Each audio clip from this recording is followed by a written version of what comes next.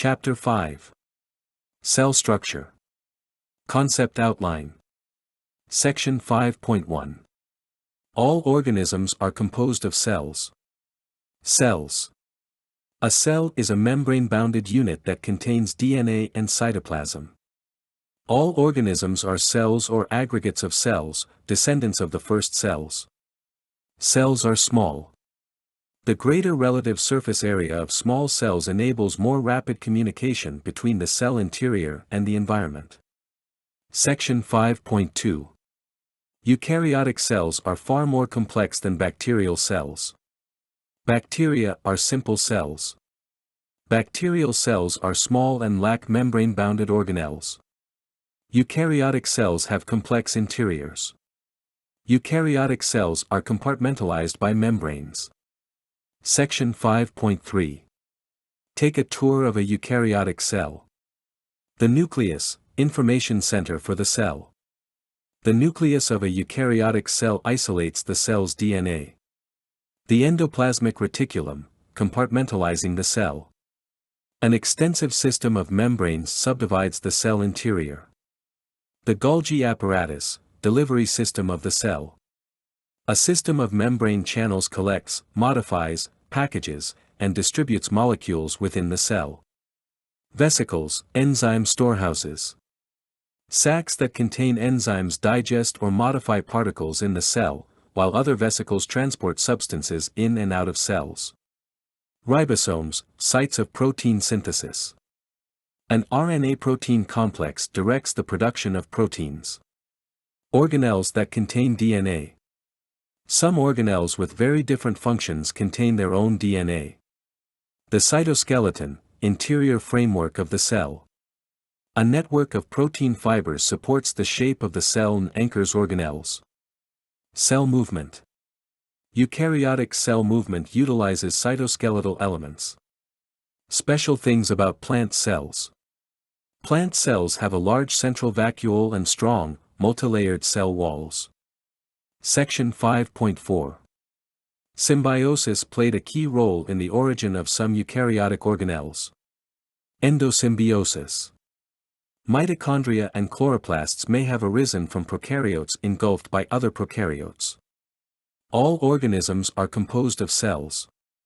The gossamer wing of a butterfly is a thin sheet of cells, and so is the glistening outer layer of your eyes. The hamburger or tomato you eat is composed of cells, and its contents soon become part of your cells. Some organisms consist of a single cell too small to see with the unaided eye, while others, like us, are composed of many cells. Cells are so much a part of life as we know it that we cannot imagine an organism that is not cellular in nature. In this chapter we will take a close look at the internal structure of cells. In the following chapters, we will focus on cells in action, on how they communicate with their environment, grow, and reproduce. Section 5.1. All organisms are composed of cells. Cells. What is a typical cell like, and what would we find inside it? The general plan of cellular organization varies in the cells of different organisms, but despite these modifications, all cells resemble each other in certain fundamental ways. Before we begin our detailed examination of cell structure, let's first summarize three major features all cells have in common: a plasma membrane, a nucleoid or nucleus, and cytoplasm. The plasma membrane surrounds the cell. The plasma membrane encloses a cell and separates its contents from its surroundings. The plasma membrane is a phospholipid bilayer about 5 to 10 nanometers, 5 to 10 billionths of a meter, thick with proteins embedded in it. Viewed in cross-section with the electron microscope, such membranes appear as two dark lines separated by a lighter area. This distinctive appearance arises from the tail-to-tail packing of the phospholipid molecules that make up the membrane, see Figure 3.18. The proteins of a membrane may have large hydrophobic domains, which associate with and become embedded in the phospholipid bilayer. The proteins of the plasma membrane are in large part responsible for a cell's ability to interact with its environment. Transport proteins help molecules and ions move across the plasma membrane, either from the environment to the interior of the cell or vice versa. Receptor proteins induce changes within the cell when they come in contact with specific molecules in the environment, such as hormones. Markers identify the cell as a particular type. This is especially important in multicellular organisms, whose cells must be able to recognize each other as they form tissues. We'll examine the structure and function of cell membranes more thoroughly in Chapter 6. The central portion of the cell contains the genetic material. Every cell contains DNA, the hereditary molecule. In prokaryotes, bacteria, most of the genetic material lies in a single circular molecule of DNA. It typically resides near the center of the cell in an area called the nucleoid, but this area is not segregated from the rest of the cell's interior by membranes. By contrast, the DNA of eukaryotes is contained in the nucleus, which is surrounded by two membranes.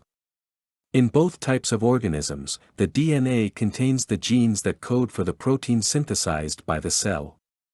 The cytoplasm comprises the rest of the cell's interior. A semi-fluid matrix called the cytoplasm fills the interior of the cell, exclusive of the nucleus, nucleoid in prokaryotes, lying within it. The cytoplasm contains the chemical wealth of the cell, the sugars, amino acids, and proteins the cell uses to carry out its everyday activities. In eukaryotic cells, the cytoplasm also contains specialized membrane-bounded compartments called organelles. The cell theory. A general characteristic of cells is their microscopic size. While there are a few exceptions, the marine alga acetabularia can be up to 5 centimeters long. A typical eukaryotic cell is 10 to 100 micrometers, 10 to 100 millionths of a meter, in diameter. Most bacterial cells are only 1 to 10 micrometers in diameter. Because cells are so small, no one observed them until microscopes were invented in the mid-17th century. Robert Hooke first described cells in 1665, when he used a microscope he had built to examine a thin slice of cork, a non-living tissue found in the bark of certain trees. Hooke observed a honeycomb of tiny, empty, because the cells were dead, compartments. He called the compartments in the cork cellulae, Latin for small rooms, and the term has come down to us as cells. The first living cells were observed a few years later by the Dutch naturalist Antony van Leeuwenhoek, who called the tiny organisms that he observed animalcules, meaning little animals. For another century and a half, however, biologists failed to recognize the importance of cells. In 1838, botanist Matthias Schleiden made a careful study of plant tissues and developed the first statement of the cell theory. He stated that all plants are aggregates of fully individualized, independent, separate beings, namely the cells themselves. In 1839, Theodor Schwann reported that all animal tissues also consist of individual cells. The cell theory, in its modern form, includes the following three principles. 1. All organisms are composed of one or more cells, and the life processes of metabolism and heredity occur within these cells. 2. Cells are the smallest living things, the basic units of organization of all organisms. 3. Cells arise only by division of a previously existing cell. Although life likely evolved spontaneously in the environment of the early Earth, biologists have concluded that no additional cells are originating spontaneously at present. Rather, life on Earth represents a continuous line of descent from those early cells. Synopsis. A cell is a membrane-bounded unit that contains the DNA hereditary machinery and cytoplasm. All organisms are cells or aggregates of cells. Cells are small. How many cells are big enough to see with the unaided eye? Other than egg cells, not many. Most are less than 50 micrometers in diameter, far smaller than the period at the end of this sentence. The resolution problem. How do we study cells if they are too small to see? The key is to understand why we can't see them. The reason we can't see such small objects is the limited resolution of the human eye. Resolution is defined as the minimum distance two points can be apart and still be distinguished as two separated points. When two objects are closer together than about 100 micrometers, the light reflected from each strikes the same detector cell at the rear of the eye. Only when the objects are farther than 100 micrometers apart will the light from each strike different cells, allowing your eye to resolve them as two objects rather than one. Microscopes. One way to increase resolution is to increase magnification, so that small objects appear larger. Robert Hooke and Antony van Leeuwenhoek were able to see small cells by magnifying their size, so that the cells appeared larger than the 100 micrometer limit imposed by the human eye. Hooke and van Leeuwenhoek accomplished this feat with microscopes that magnified images of cells by bending light through a glass lens. The size of the image that falls on the sheet of detector cells lining the back of your eye depends on how close the object is to your eye. The closer the object, the bigger the image. Your eye, however, is incapable of focusing comfortably on an object closer than about 25 centimeters, because the eye is limited by the size and thickness of its lens. Hooke and van Leeuwenhoek assisted the eye by interposing a glass lens between object and eye. The glass lens adds additional focusing power.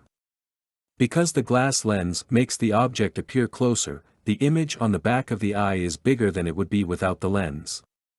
Modern light microscopes use two magnifying lenses, and a variety of correcting lenses, that act like back-to-back eyes.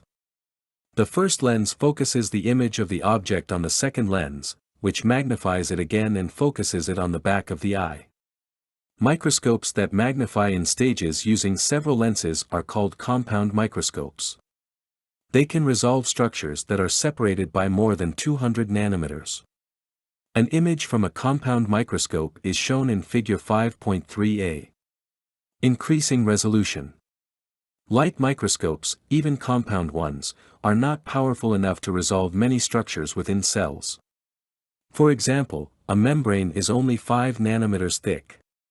Why not just add another magnifying stage to the microscope and so increase its resolving power? Because when two objects are closer than a few hundred nanometers, the light beams reflecting from the two images start to overlap. The only way two light beams can get closer together and still be resolved is if their wavelengths are shorter. One way to avoid overlap is by using a beam of electrons rather than a beam of light. Electrons have a much shorter wavelength, and a microscope employing electron beams has 1,000 times the resolving power of a light microscope. Transmission electron microscopes, so called because the electrons used to visualize the specimens are transmitted through the material, are capable of resolving objects only 0.2 nanometer apart, just twice the diameter of a hydrogen atom. Figure 5.3b shows a transmission electron micrograph. A second kind of electron microscope, the scanning electron microscope, beams the electrons onto the surface of the specimen from a fine probe that passes rapidly back and forth. The electrons reflected back from the surface of the specimen, together with other electrons that the specimen itself emits as a result of the bombardment, are amplified and transmitted to a television screen, where the image can be viewed and photographed. Scanning electron microscopy yields striking three-dimensional images and has improved our understanding of many biological and physical phenomena. Why aren't cells larger? Most cells are not large for practical reasons. The most important of these is communication. The different regions of a cell need to communicate with one another in order for the cell as a whole to function effectively. Proteins and organelles are being synthesized, and materials are continually entering and leaving the cell. All of these processes involve the diffusion of substances at some point, and the larger a cell is, the longer it takes for substances to diffuse from the plasma membrane to the center of the cell. For this reason, an organism made up of many relatively small cells has an advantage over one composed of fewer, larger cells. The advantage of small cell size is readily visualized in terms of the surface area to volume ratio. As a cell's size increases, its volume increases much more rapidly than its surface area. For a spherical cell, the increase in surface area is equal to the square of the increase in diameter, while the increase in volume is equal to the cube of the increase in diameter. Thus, if two cells differ by a factor of 10 centimeters in diameter, the larger cell will have 102, or 100 times, the surface area, but 103, or 1,000 times, the volume, of the smaller cell, Figure 5.4. A cell's surface provides its only opportunity for interaction with the environment, as all substances enter and exit a cell via the plasma membrane. This membrane plays a key role in controlling cell function, and because small cells have more surface area per unit of volume than large ones, the control is more effective when cells are relatively small. Although most cells are small, some cells are nonetheless quite large and have apparently overcome the surface area-to-volume problem by one or more adaptive mechanisms. For example, some cells have more than one nucleus, allowing genetic information to be spread around a large cell. Also, some large cells actively move material around their cytoplasm so that diffusion is not a limiting factor.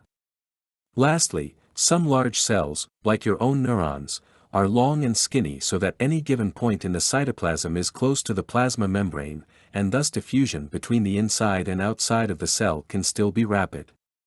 Synopsis. Multicellular organisms usually consist of many small cells rather than a few large ones because small cells function more efficiently.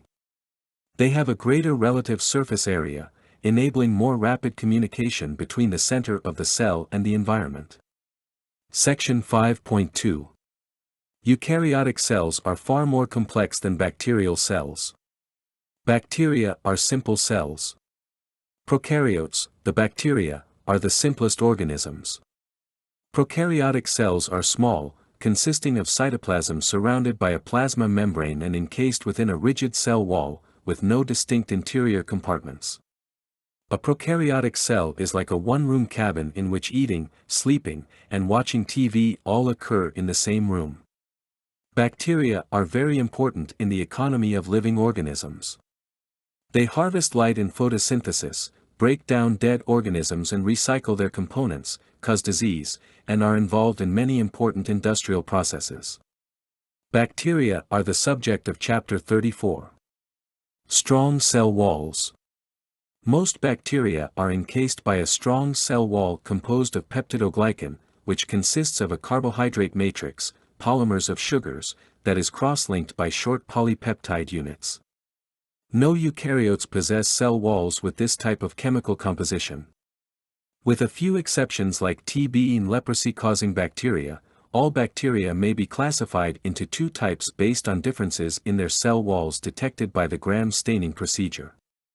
The name refers to the Danish microbiologist Hans Christian Gram, who developed the procedure to detect the presence of certain disease-causing bacteria. Gram-positive bacteria have a thick, single-layered cell wall that retains a violet dye from the Gram stain procedure, causing the stained cells to appear purple under a microscope. More complex cell walls have evolved in other groups of bacteria. In them, the wall is multilayered and does not retain the purple dye after Gram staining. Such bacteria exhibit the background red dye and are characterized as Gram-negative. The susceptibility of bacteria to antibiotics often depends on the structure of their cell walls. Penicillin and vancomycin, for example, interfere with the ability of bacteria to cross-link the peptide units that hold the carbohydrate chains of the wall together. Like removing all the nails from a wooden house, this destroys the integrity of the matrix, which can no longer prevent water from rushing in, swelling the cell to bursting. Cell walls protect the cell, maintain its shape, and prevent excessive uptake of water. Plants, fungi, and most protists also have cell walls of a different chemical structure, which we will discuss in later chapters. Long chains of sugars called polysaccharides cover the cell walls of many bacteria. They enable a bacterium to adhere to teeth, skin, food, practically any surface that will support their growth. Many disease-causing bacteria secrete a jelly-like protective capsule of polysaccharide around the cell. Rotating flagella. Some bacteria use a flagellum, plural, flagella, to move. Flagella are long, thread-like structures protruding from the surface of a cell that are used in locomotion and feeding. Bacterial flagella are protein fibers that extend out from a bacterial cell. There may be one or more per cell, or none, depending on the species. Bacteria can swim at speeds up to 20 cell diameters per second by rotating their flagella like screws. A motor unique to bacteria that is embedded within their cell walls and membranes powers the rotation. Only a few eukaryotic cells have structures that truly rotate. Simple interior organization. If you were to look at an electron micrograph of a bacterial cell, you would be struck by the cell's simple organization. There are few, if any, internal compartments, and while they contain simple structures like ribosomes, most have no membrane-bounded organelles, the kinds so characteristic of eukaryotic cells. Nor do bacteria have a true nucleus. The entire cytoplasm of a bacterial cell is one unit with no internal support structure. Consequently, the strength of the cell comes primarily from its rigid wall. The plasma membrane of a bacterial cell carries out some of the functions organelles perform in eukaryotic cells. When a bacterial cell divides, for example, the bacterial chromosome, a simple circle of DNA, replicates before the cell divides. The two DNA molecules that result from the replication attach to the plasma membrane at different points, ensuring that each daughter cell will contain one of the identical units of DNA. Moreover, some photosynthetic bacteria, such as cyanobacteria and prochloron, have an extensively folded plasma membrane, with the folds extending into the cell's interior. These membrane folds contain the bacterial pigments connected with photosynthesis. Because a bacterial cell contains no membrane-bounded organelles, the DNA, enzymes, and other cytoplasmic constituents have access to all parts of the cell.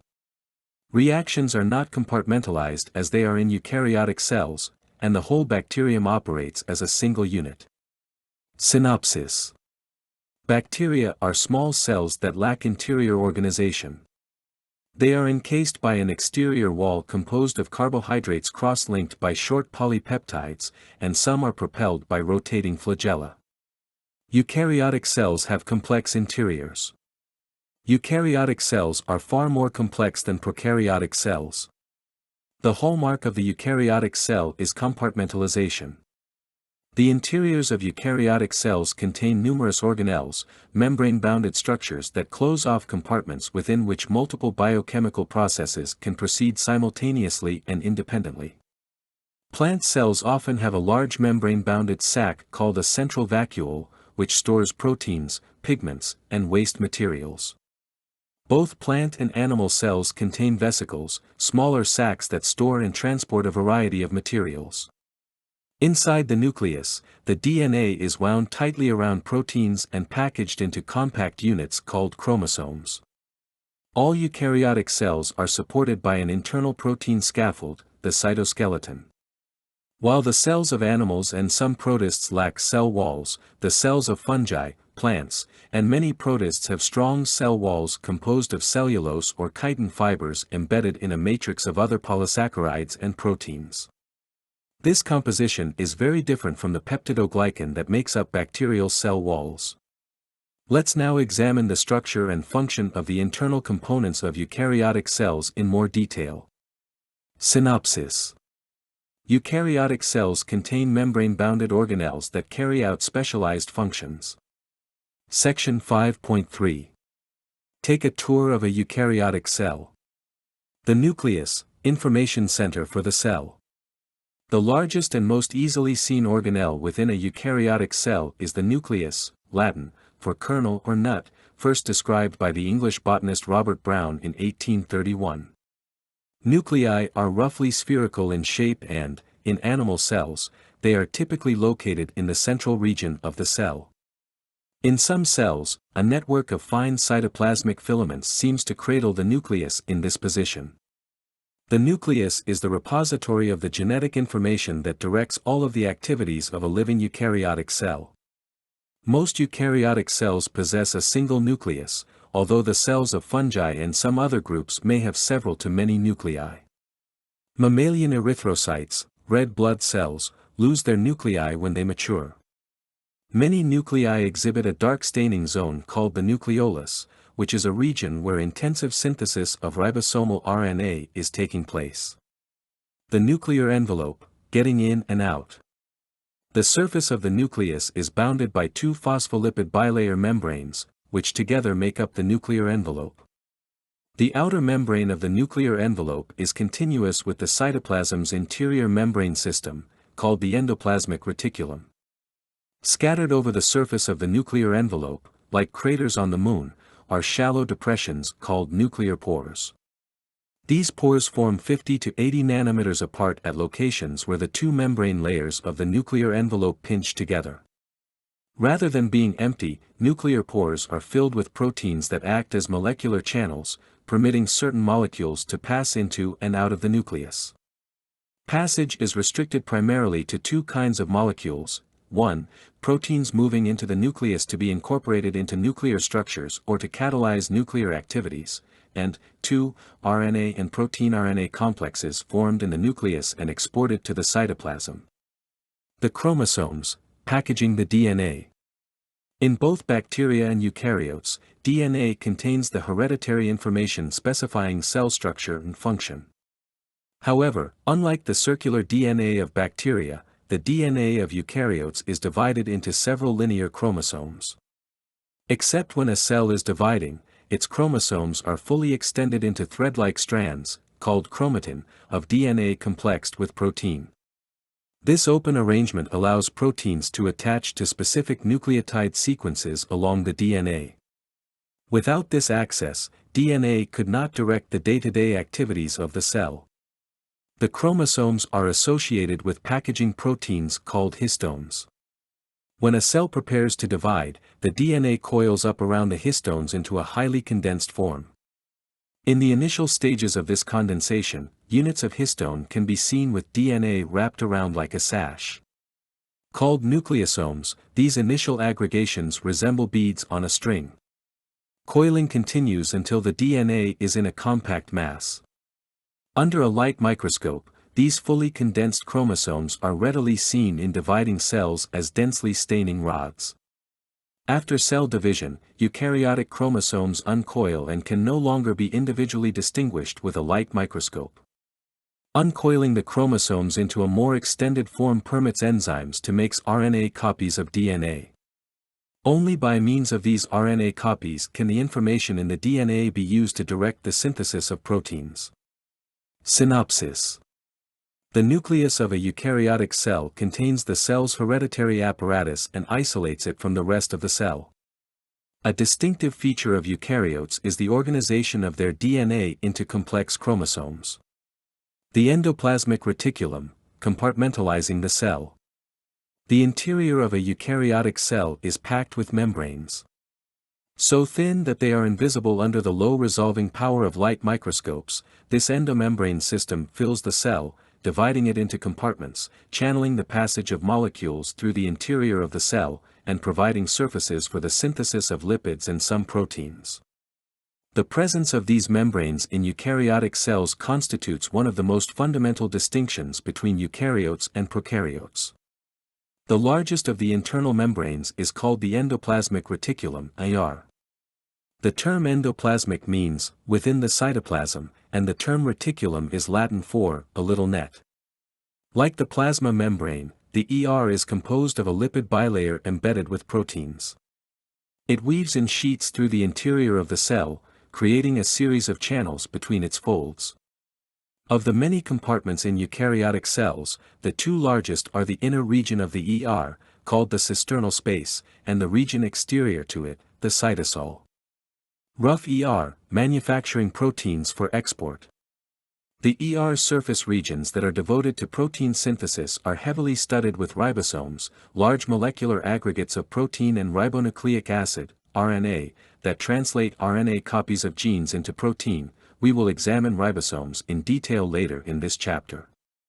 Through the electron microscope, these ribosome-rich regions of the ER appear pebbly, like the surface of sandpaper, and they are therefore called rough ER. The proteins synthesized on the surface of the rough ER are destined to be exported from the cell. Proteins to be exported contain special amino acid sequences called signal sequences. As a new protein is made by a free ribosome, one not attached to a membrane, the signal sequence of the growing polypeptide attaches to a recognition factor that carries the ribosome and its partially completed protein to a docking site on the surface of the ER. As the protein is assembled, it passes through the ER membrane into the interior ER compartment, the cisternal space, from which it is transported by vesicles to the Golgi apparatus. The protein then travels within vesicles to the inner surface of the plasma membrane, where it is released to the outside of the cell. Smooth ER, organizing internal activities. Regions of the ER with relatively few bound ribosomes are referred to as smooth ER.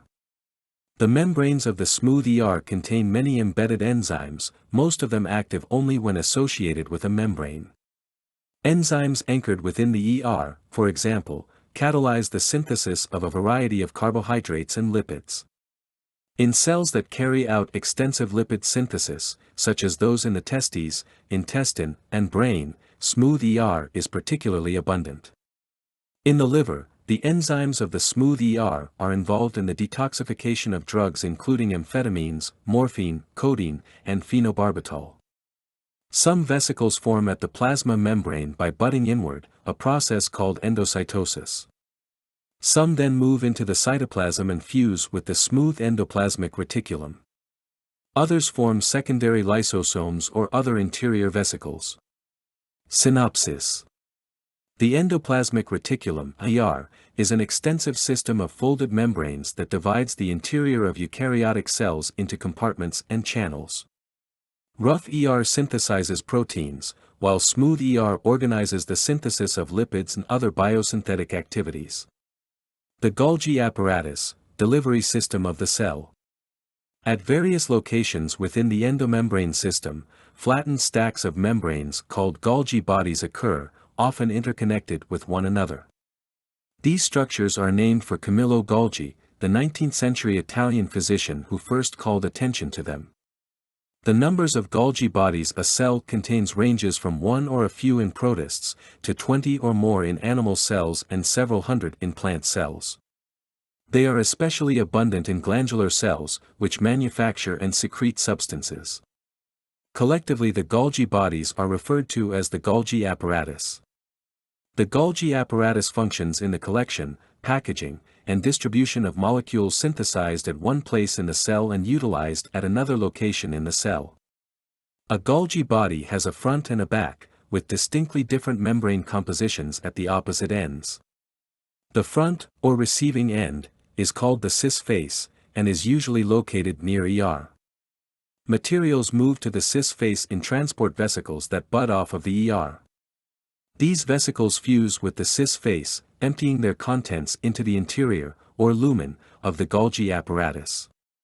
These ER-synthesized molecules then pass through the channels of the Golgi apparatus until they reach the back, or discharging end, called the trans face, where they are discharged in secretory vesicles. Proteins and lipids manufactured on the rough and smooth ER membranes are transported into the Golgi apparatus and modified as they pass through it. The most common alteration is the addition or modification of short sugar chains, forming a glycoprotein when sugars are complex to a protein and a glycolipid when sugars are bound to a lipid.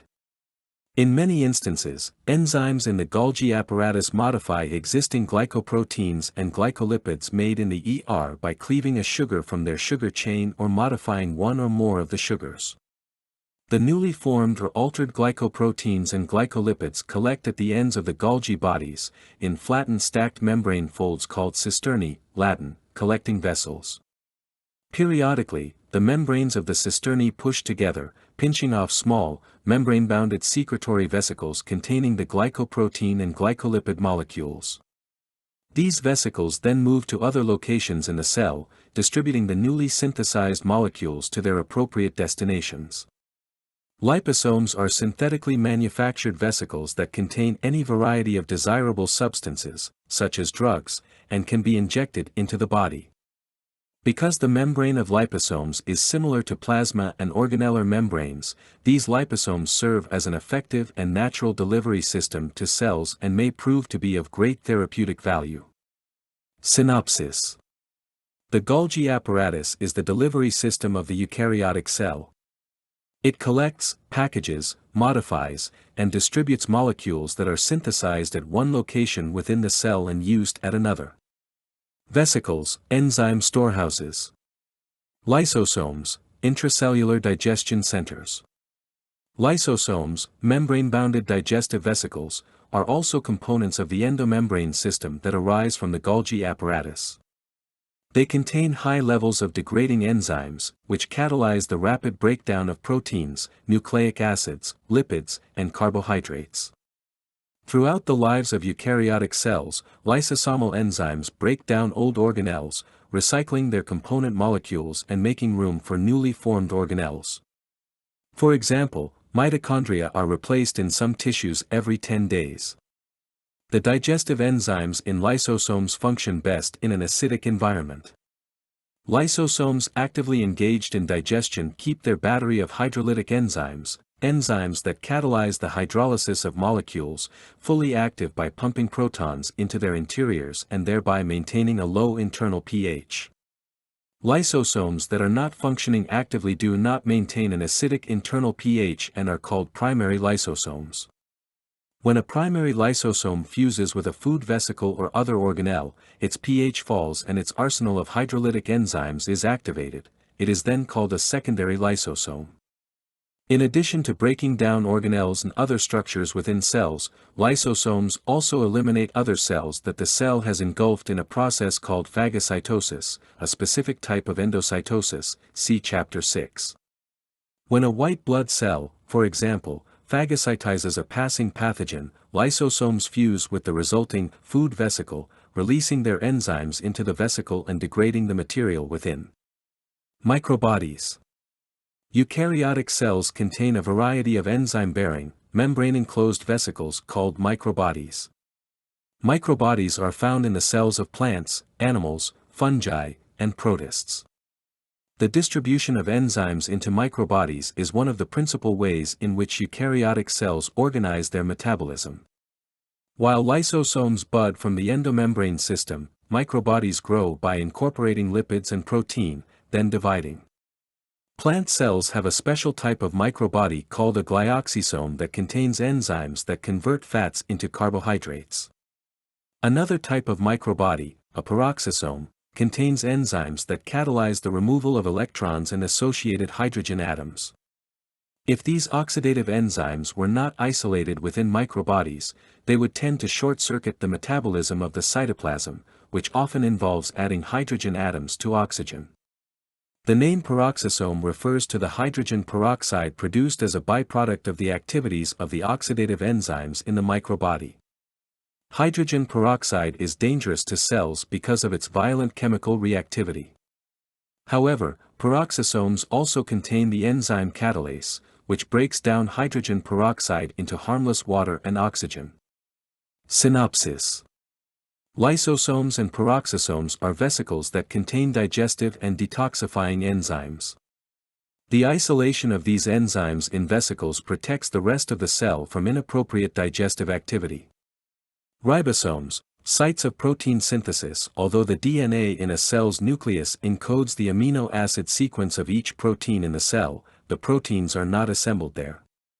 A simple experiment demonstrates this. If a brief pulse of radioactive amino acid is administered to a cell, the radioactivity shows up associated with newly made protein, not in the nucleus, but in the cytoplasm. When investigators first carried out these experiments, they found that protein synthesis was associated with large RNA protein complexes they called ribosomes.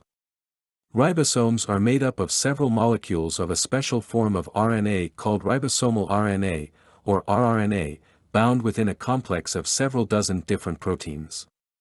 Ribosomes are among the most complex molecular assemblies found in cells. Each ribosome is composed of two subunits. The subunits join to form a functional ribosome only when they attach to another kind of RNA, called messenger RNA, mRNA, in the cytoplasm. To make proteins, the ribosome attaches to the mRNA, which is a transcribed copy of a portion of DNA, and uses the information to direct the synthesis of a protein. Bacterial ribosomes are smaller than eukaryotic ribosomes. Also, a bacterial cell typically has only a few thousand ribosomes, while a metabolically active eukaryotic cell, such as a human liver cell, contains several million.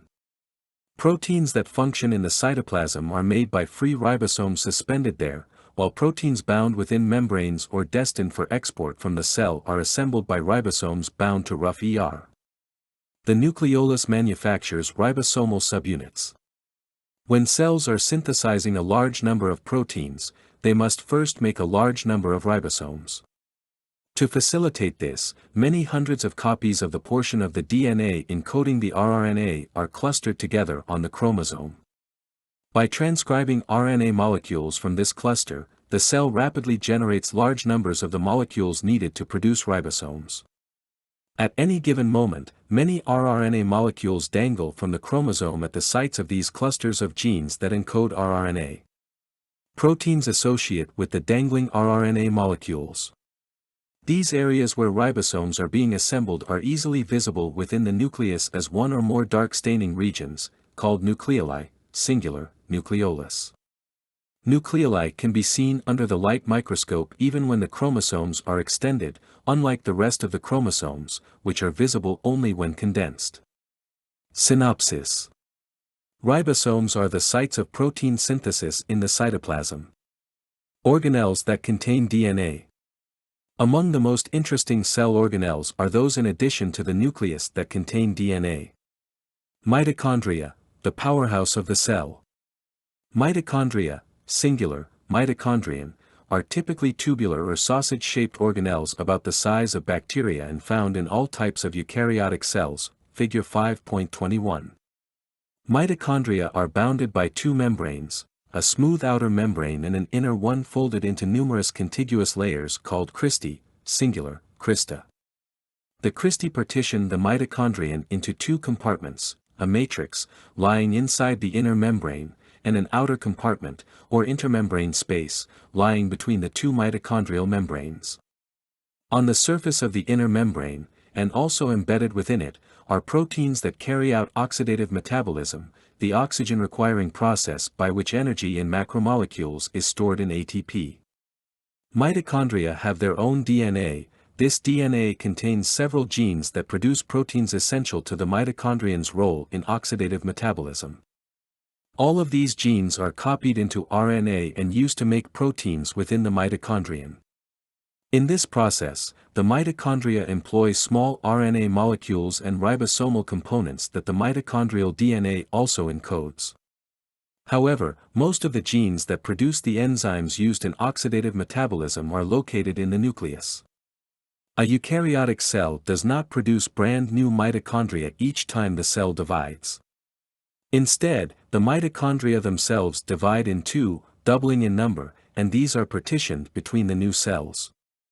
Most of the components required for mitochondrial division are encoded by genes in the nucleus and translated into proteins by cytoplasmic ribosomes. Mitochondrial replication is, therefore, impossible without nuclear participation, and mitochondria thus cannot be grown in a cell-free culture.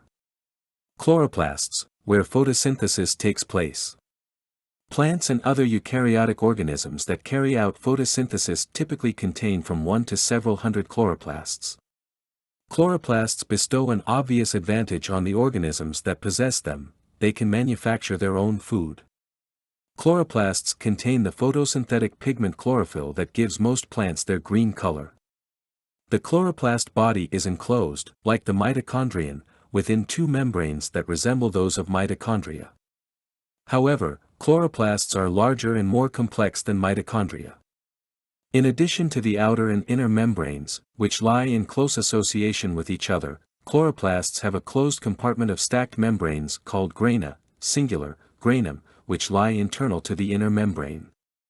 A chloroplast may contain 100 or more grana, and each grana may contain from a few to several dozen disc-shaped structures called thylakoids. On the surface of the thylakoids are the light-capturing photosynthetic pigments, to be discussed in depth in Chapter 10. Surrounding the thylakoid is a fluid matrix called the stroma. Like mitochondria, chloroplasts contain DNA, but many of the genes that specify chloroplast components are also located in the nucleus. Some of the elements used in the photosynthetic process, including the specific protein components necessary to accomplish the reaction, are synthesized entirely within the chloroplast. Other DNA-containing organelles in plants are called leucoplasts, which lack pigment and a complex internal structure. In root cells and some other plant cells, leucoplasts may serve as starch storage sites. A leucoplast that stores starch, amylose, is sometimes termed an amyloplast. These organelles, chloroplasts, leucoplasts, and amyloplasts, are collectively called plastids. All plastids come from the division of existing plastids. Centrioles, microtubule assembly centers. Centrioles are barrel-shaped organelles found in the cells of animals and most protists. They occur in pairs, usually located at right angles to each other near the nuclear membranes. Figure 5.23, the region surrounding the pair in almost all animal cells is referred to as a centrosome. Although the matter is in some dispute, at least some centrioles seem to contain DNA, which apparently is involved in producing their structural proteins. Centrioles help to assemble microtubules, long, hollow cylinders of the protein tubulin. Microtubules influence cell shape, move the chromosomes in cell division, and provide the functional internal structure of flagella and cilia, as we will discuss later. Centrioles may be contained in areas called microtubule organizing centers, MTOCs. The cells of plants and fungi lack centrioles, and cell biologists are still in the process of characterizing their MTOCs. Synopsis. Both mitochondria and chloroplasts contain specific genes related to some of their functions, but both depend on nuclear genes for other functions.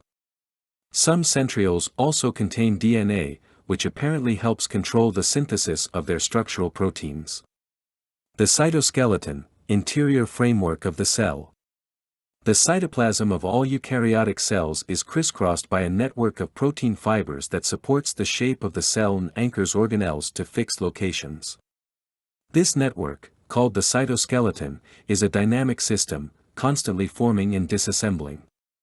Individual fibers formed by polymerization, as identical protein subunits attract one another chemically and spontaneously assemble into long chains. Fibers disassemble in the same way, as one subunit after another breaks away from one end of the chain. Eukaryotic cells may contain three types of cytoskeletal fibers, each formed from a different kind of subunit. 1. Actin filaments. Actin filaments are long fibers about 7 nanometers in diameter. Each filament is composed of two protein chains loosely twined together like two strands of pearls. Each pearl or subunit on the chains is the globular protein actin. Actin molecules spontaneously form these filaments. Even in a test tube, a cell regulates the rate of their formation through other proteins that act as switches, turning on polymerization when appropriate. Actin filaments are responsible for cellular movements such as contraction, crawling, pinching, during division, and formation of cellular extensions. 2. Microtubules. Microtubules are hollow tubes about 25 nanometers in diameter, each composed of a ring of 13 protein protofilaments. Globular proteins consisting of dimers of alpha and beta tubulin subunits polymerize to form the 13 protofilaments. The protofilaments are arrayed side by side around a central core, giving the microtubule its characteristic tube shape. In many cells, microtubules form from MTOC nucleation centers near the center of the cell and radiate toward the periphery. They are in a constant state of flux, continually polymerizing and depolymerizing. The average half-life of a microtubule ranges from 10 minutes in a non-dividing animal cell to as short as 20 seconds in a dividing animal cell, unless stabilized by the binding of guanosine triphosphate, GTP, to the ends, which inhibits depolymerization. The ends of the microtubule are designated as plus, away from the nucleation center, or minus, toward the nucleation center. Along with allowing for cellular movement, microtubules are responsible for moving materials within the cell itself.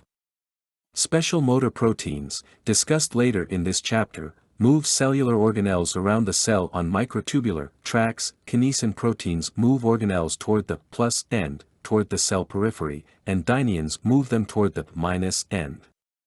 3. Intermediate filaments.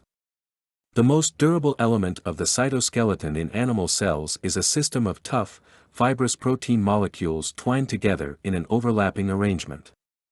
These fibers are characteristically 8 to 10 nanometers in diameter, intermediate in size between actin filaments and microtubules, which is why they are called intermediate filaments.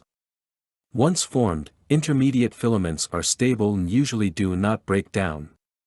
Intermediate filaments constitute a heterogeneous group of cytoskeletal fibers.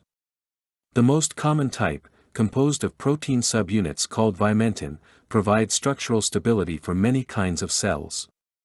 Keratin, another class of intermediate filament, is found in epithelial cells, cells that line organs and body cavities, and associated structures such as hair and fingernails.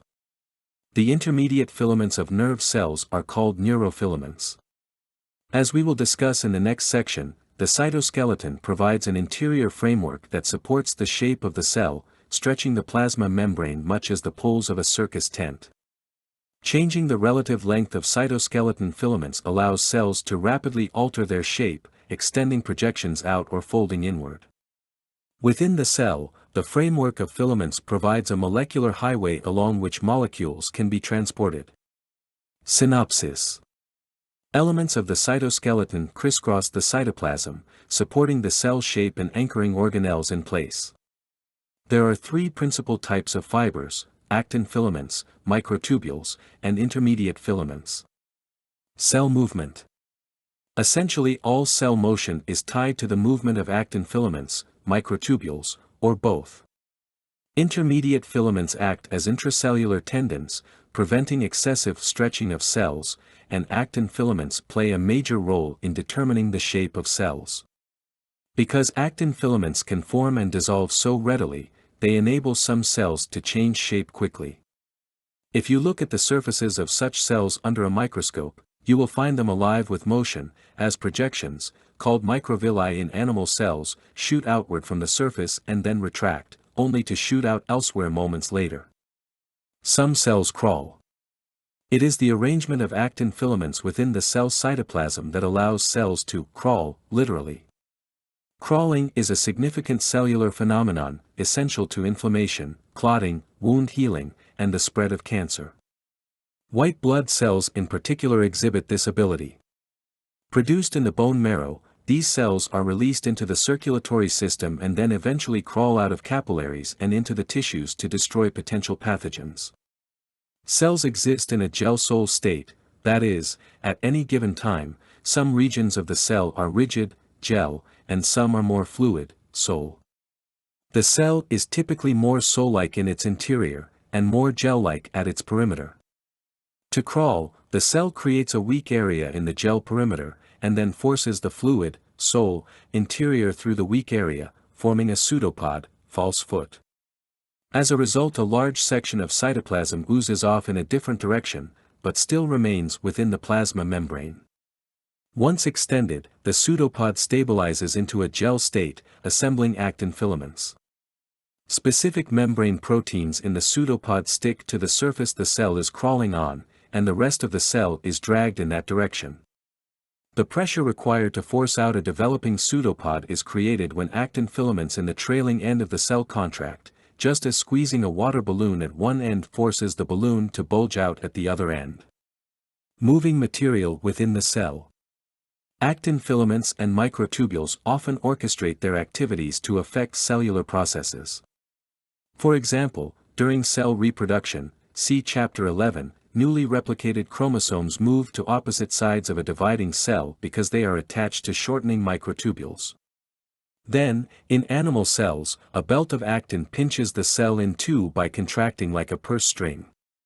Muscle cells also use actin filaments to contract their cytoskeletons.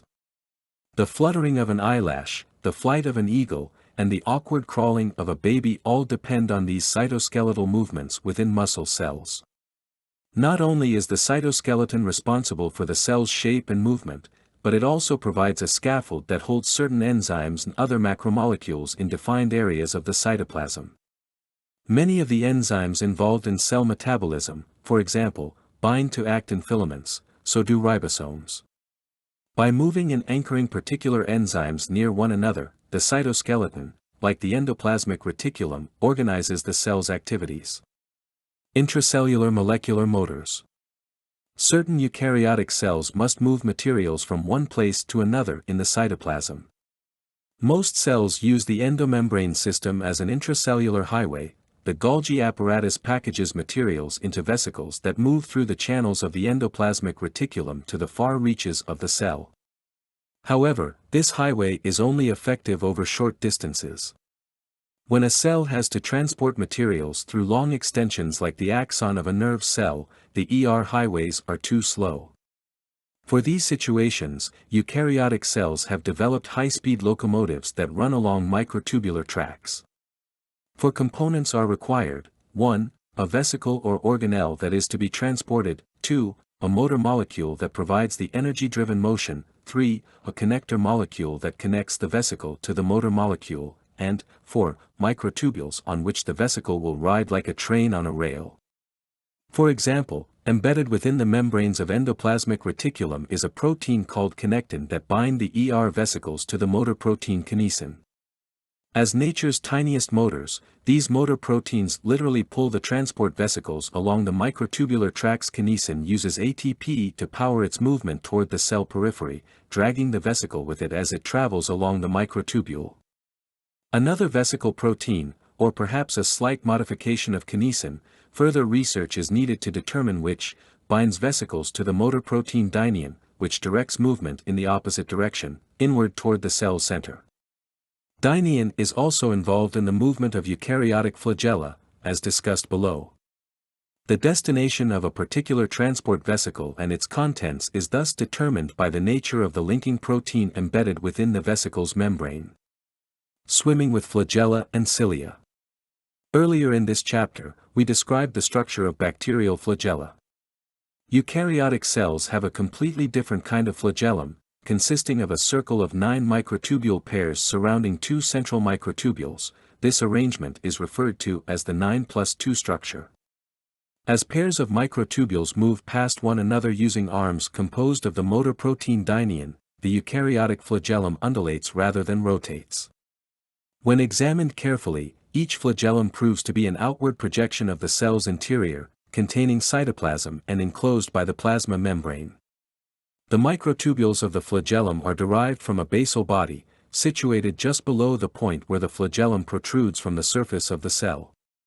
The flagellum's complex microtubular apparatus evolved early in the history of eukaryotes.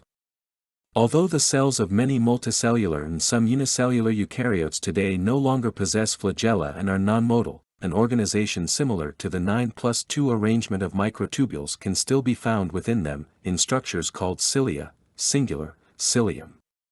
Cilia are short cellular projections that are often organized in rows. They are more numerous than flagella on the cell surface, but have the same internal structure.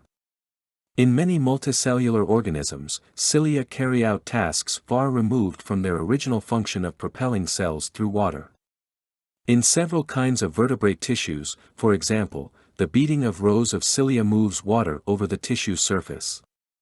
The sensory cells of the vertebrate ear also contain cilia. Sound waves bend these cilia, the initial sensory input of hearing. Thus, the 9+2 structure of flagella and cilia appears to be a fundamental component of eukaryotic cells. Synopsis. Some eukaryotic cells use pseudopodia to crawl about within multicellular organisms, while many protists swim using flagella and cilia. Materials are transported within cells by special motor proteins. Special things about plant cells. Vacuoles, a central storage compartment. The center of a plant cell usually contains a large, apparently empty space, called the central vacuole. This vacuole is not really empty. It contains large amounts of water and other materials, such as sugars, ions, and pigments. The central vacuole functions as a storage center for these important substances and also helps to increase the surface-to-volume ratio of the plant cell by applying pressure to the cell membrane. The cell membrane expands outward under this pressure, thereby increasing its surface area. Cell walls, protection and support. Plant cells share a characteristic with bacteria that is not shared with animal cells, that is, plants have cell walls, which protect and support the plant cell. Although bacteria also have cell walls, plant cell walls are chemically and structurally different from bacterial cell walls. Cell walls are also present in fungi and some protists. In plants, cell walls are composed of fibers of the polysaccharide cellulose. Primary walls are laid down when the cell is still growing, and between the walls of adjacent cells is a sticky substance called the middle lamella, which glues the cells together. Some plant cells produce strong secondary walls, which are deposited inside the primary walls of fully expanded cells. Synopsis.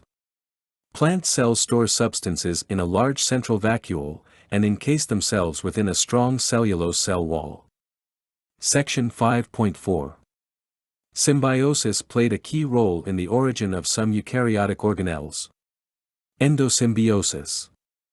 Symbiosis is a close relationship between organisms of different species that live together. The theory of endosymbiosis proposes that some of today's eukaryotic organelles evolved by a symbiosis in which one species of prokaryote was engulfed by and lived inside another species of prokaryote that was a precursor to eukaryotes. According to the endosymbiont theory, the engulfed prokaryotes provided their hosts with certain advantages associated with their special metabolic abilities. Two key eukaryotic organelles are believed to be the descendants of these endosymbiotic prokaryotes: mitochondria, which are thought to have originated as bacteria capable of carrying out oxidative metabolism, and chloroplasts, which apparently arose from photosynthetic bacteria. The endosymbiont theory is supported by a wealth of evidence. Both mitochondria and chloroplasts are surrounded by two membranes. The inner membrane probably evolved from the plasma membrane of the engulfed bacterium, while the outer membrane is probably derived from the plasma membrane or endoplasmic reticulum of the host cell. Mitochondria are about the same size as most bacteria, and the cristae formed by their inner membranes resemble the folded membranes in various groups of bacteria. Mitochondrial ribosomes are also similar to bacterial ribosomes in size and structure. Both mitochondria and chloroplasts contain circular molecules of DNA similar to those in bacteria. Finally, mitochondria divide by simple fission, splitting in two just as bacterial cells do, and they apparently replicate and partition their DNA in much the same way as bacteria. Table 5.2 compares and reviews the features of three types of cells. Synopsis.